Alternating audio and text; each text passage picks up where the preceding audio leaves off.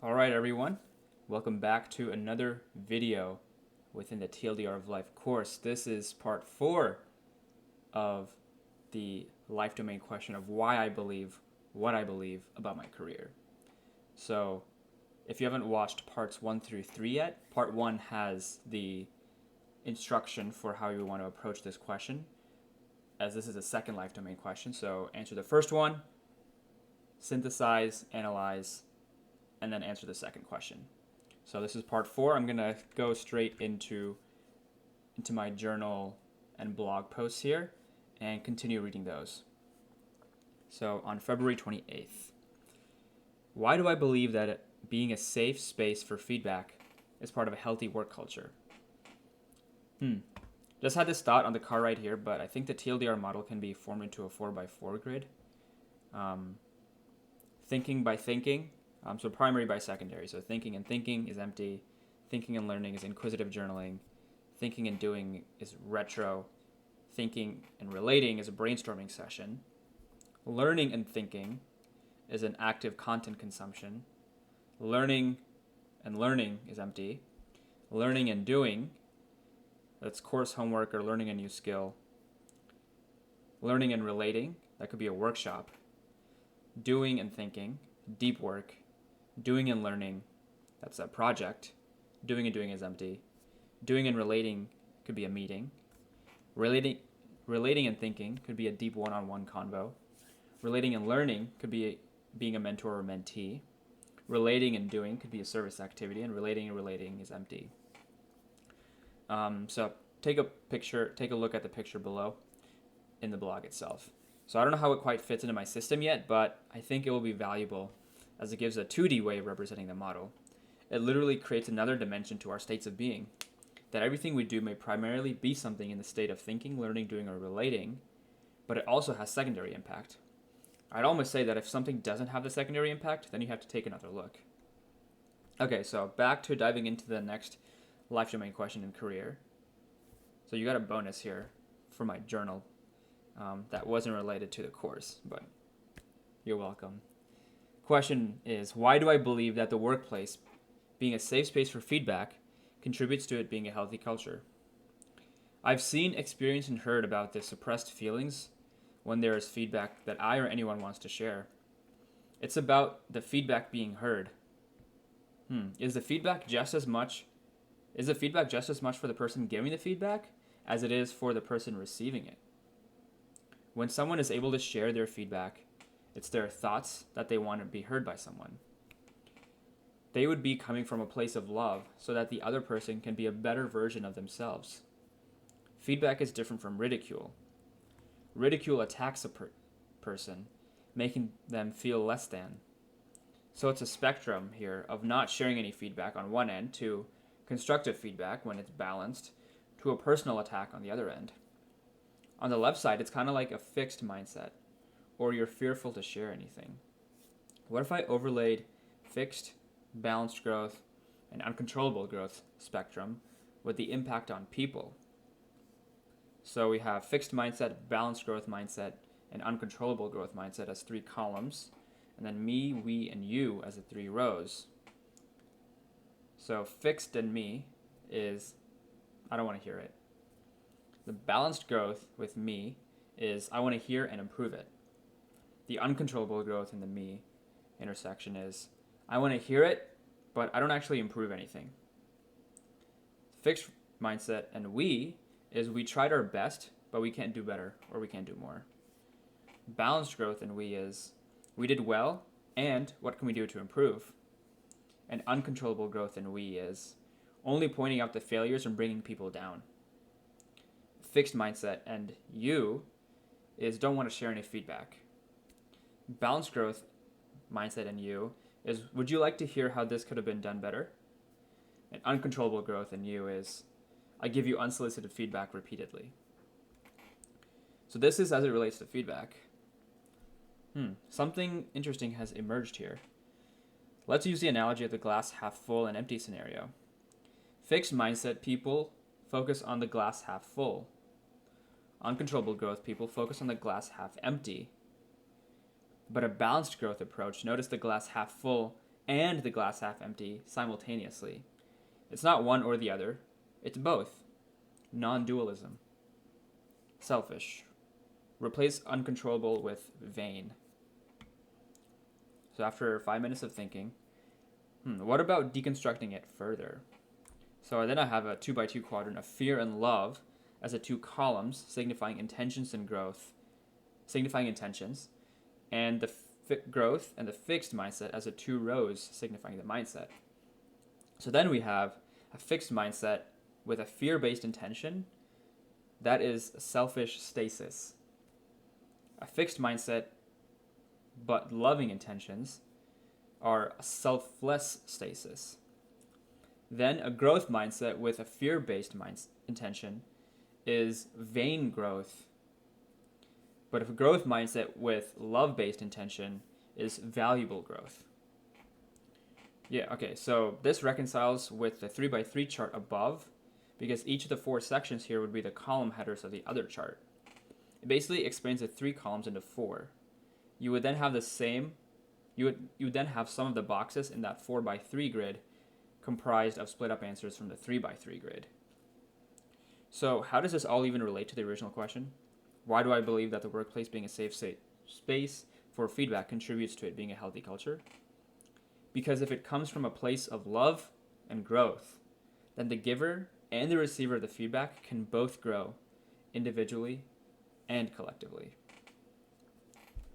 Hopefully you kept up with all that. But take a look here. This was a TLDR matrix. This was the first table with me, we, you, and the fixed balanced growth, uncontrollable growth. Here's the 2x2 with fear and love, intentions, and growth, and a fixed mindset.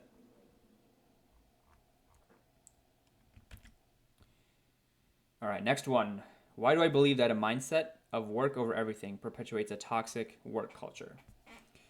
Why do I believe that a toxic work culture exists and perpetuates partly due to a mindset of work over everything and overall life imbalance? Well, there's a big assumption in there.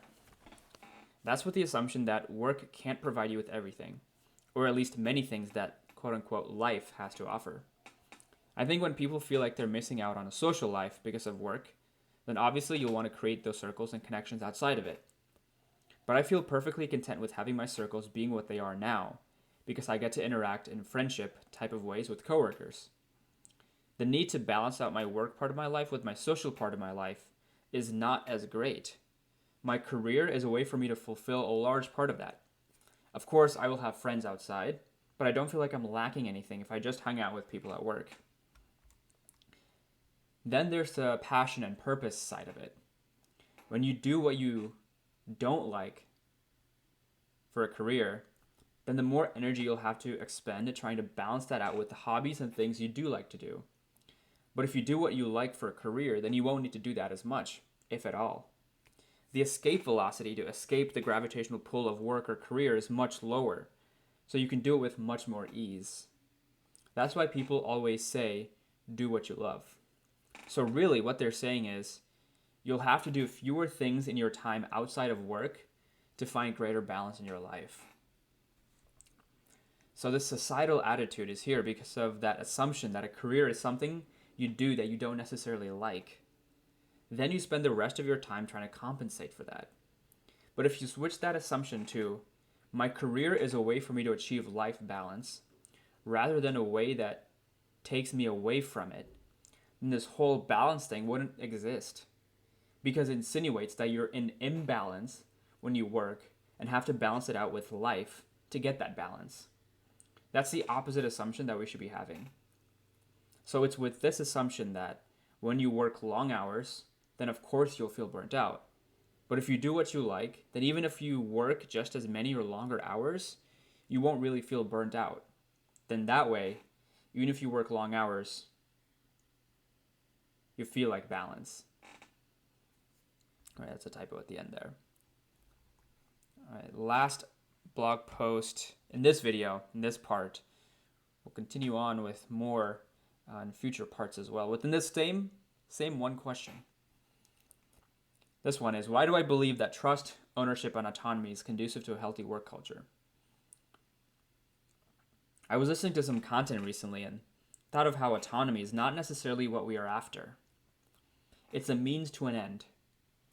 When we have autonomy at the workplace, we feel like we have independence, that we can make our own decisions. And yes, that is true.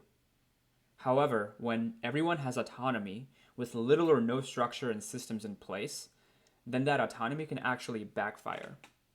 If we look at it from a quadrant perspective, which I love, then on one axis we have the spectrum of autonomy to dependence, and on the other axis we have systems and no systems. All right, so dependence with no systems is an inefficient chaos. Autonomy with no systems is chaos. Dependence, but with systems, is just inefficient. But autonomy with systems, that is self-reliance. So I believe that autonomy is crucial to having a healthy work culture. But without the right systems in place, it could be detrimental because employees can get fatigued. This is caused by not understanding the whys, hows, whens, wheres, and so much time is spent on that we can't spend as much energy as we'd like on the whats. A lot of it is built on trust. If I can't trust the people that I work with, then why work with them? If I believe that my career is a way for me to be a better person, then the organization is a way of me to build that trust with others. That is ironic. That business these days is seen as an untrustworthy place, where people are in it for their own selfish interests. That someone says something to you, and then they say something behind your back to others. How can trust be built like that?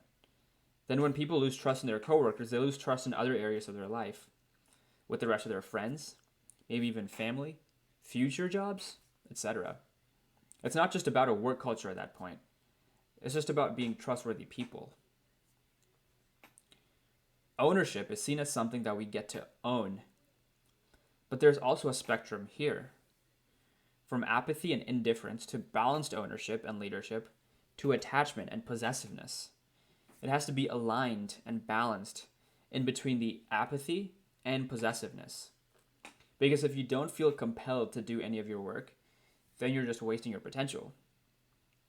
But if you have possessiveness, then you're so attached to whatever you're working on that you defend that with your life, even when the success of the company is at stake. You lose sight of the larger picture. Even with trust, isn't that just the external manifestation of faith? Trust is a result of faith. Faith is a leading indicator. Trust is a lagging indicator. Faith that the best for you and everyone is naturally unfolding with ease. When that faith is a natural state, then you allow these different things like balanced ownership and self-reliance to emerge effortlessly. When you have that unquestioned faith, the what, the trust, the how, will show itself. So with these three words and how they relate to a healthy work culture, let's modify them.